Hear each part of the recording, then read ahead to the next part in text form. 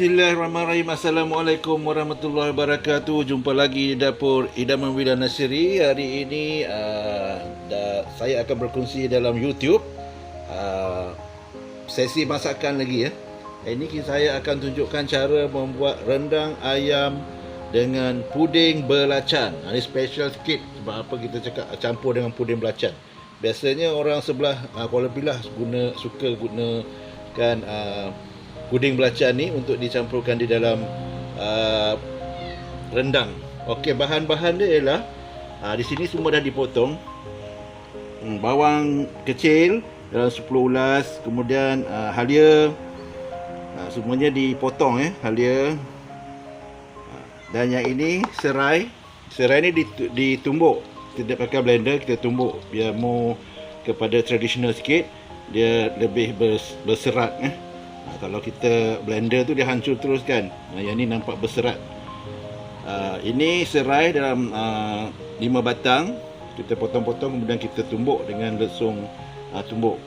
Kemudian cili kunyit hidup. Ini kita gunakan cili api. Ini semua dah blender dah. Dia agak-agak pedas nanti. Kemudian ayam dan santan, asam gelugur, dan ini ialah amin dia. Kita nak campurkan dengan puding belacan ni. Puding belacan ni bukan daun puding biasa, dia khas Kita panggil puding belacan, boleh search dalam Google lah macam mana bentuk dia. Ataupun nanti saya akan tunjukkan dalam video yang akan datang macam mana saya akan describekan tentang puding belacan ya. Jangan ambil sebarang puding. Puding bukan sebarang puding untuk ditermasukkan ya. Kemudian kerisik. Kerisik. Itu saja bahan-bahan yang kita gunakan. Murah-murah, mudah-mudah kita buat. Apa langkah-langkah dia? Pertama sekali kita panaskan minyak lah. Sediakan kuali dan panaskan minyak. Dan kita akan goreng goreng bawang kecil ni, kemudian dengan halia ni sehingga naik bau. Ini sedap bau dia ya. Kita masukkan. Apabila minyak dah panas, kita gorengkan atau tumiskan semua bahan ni. Panas sangat, dia tidak panas. Okey. Kita tumiskan semua bahan-bahan, iaitu bawang kecil, bawang merah, halia yang dipotong panjang. Kita tumis sehingga naik bau Samping tu jangan lupa nanti garam lah. Garam, saya lupa cakap tadi garam. Garam jangan lupa. Nanti kalau tak ada garam akan bergaya pun tapi tak ada rasa. Sebab garam tu penting dalam sesuatu masakan. Macam ibu ni, kalau kita masak nampak sedap tapi tak terasa garam masin, itu kurang. Kalau pertandingan masak nanti tak dapat markah. Sebab dia punya kritikal dia tak ada. Garam tu kritikal. Dia ikut cita rasa lah, bukan garam masin sangat. Kita nak secukup rasa. Ini kita tengok.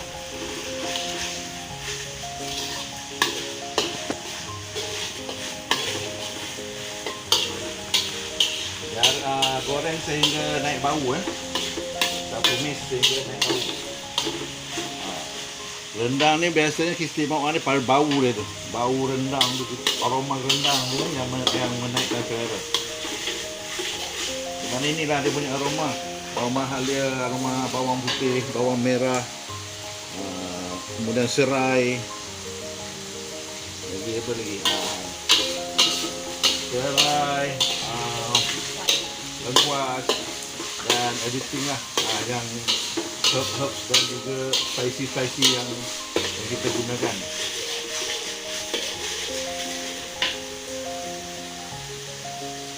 Ni dah nampak dah naik bau, dah layu. Boleh kita masukkan cili ya, kunyit, cili,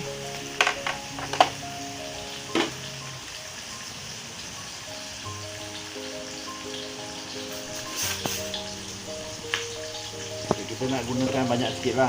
Kunyit ni dalam 2 sudu. Kunyit hijau ya. 2 sudu. Kemudian cili api 2 sudu juga. Ini pedas sikit ni, warna 9 pedas sikit.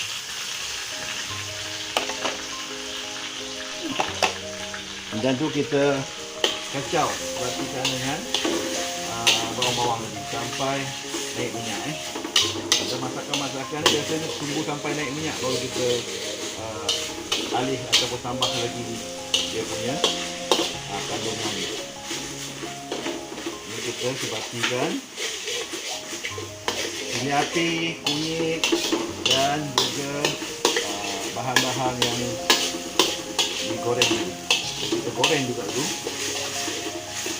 sehingga naik minyak ada bau lah, bau ni sedap.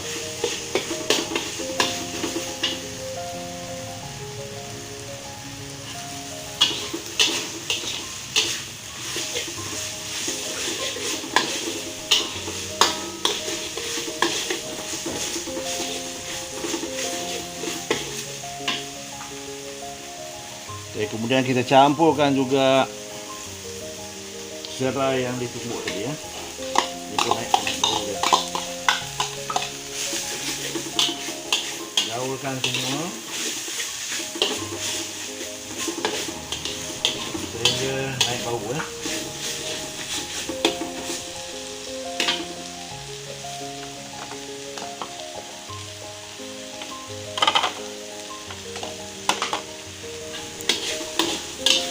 Seperti saya cakap sebelum ni, kita nak tahu dia masak bagi dia beruap dan ada pecah minyak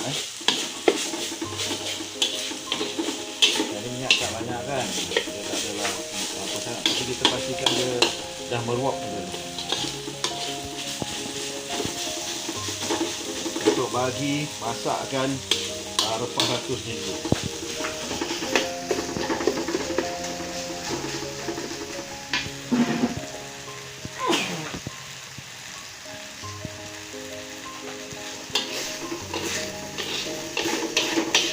Bismillahirrahmanirrahim. Masa biasa lima maka sementara kita beri selawat untuk masak ni.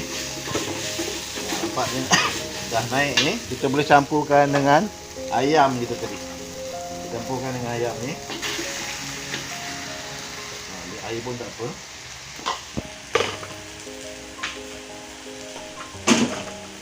Dan ratakan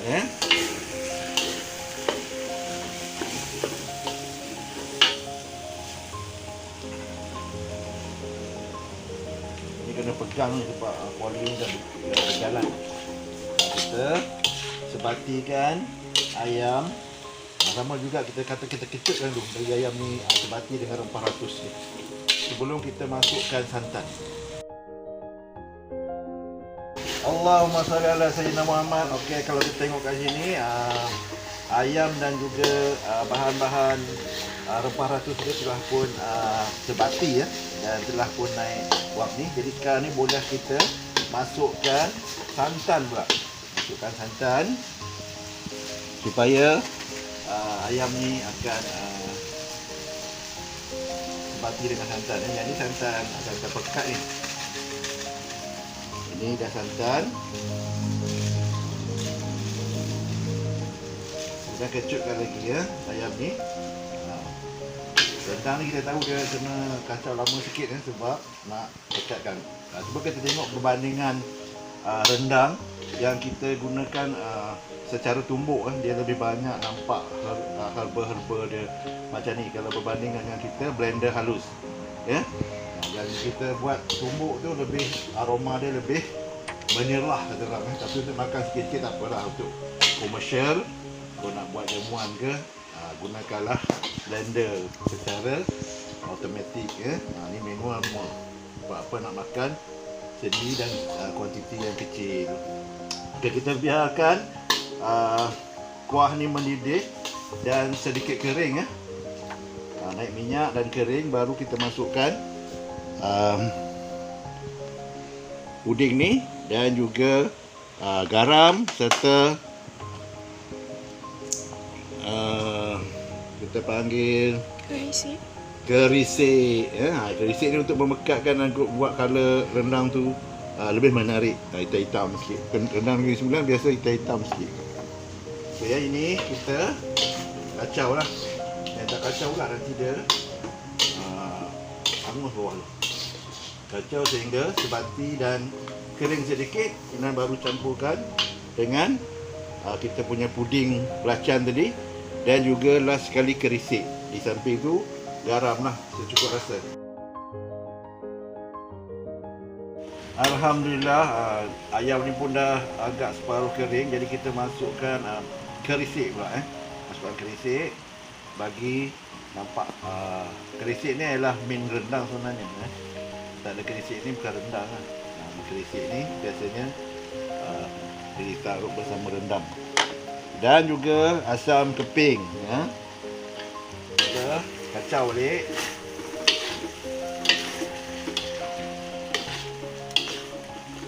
Nampak bila dah taruh kerisik tu dia dah akan berubah warna. Berubah warna pekat dan nampak menarik. Kita bau dia pun bertambah harum. Bau rendang dia begitu menyelak. Dan akhir sekali barulah kita masukkan puding belacan tadi. Jadi macam ni dia tak hancur.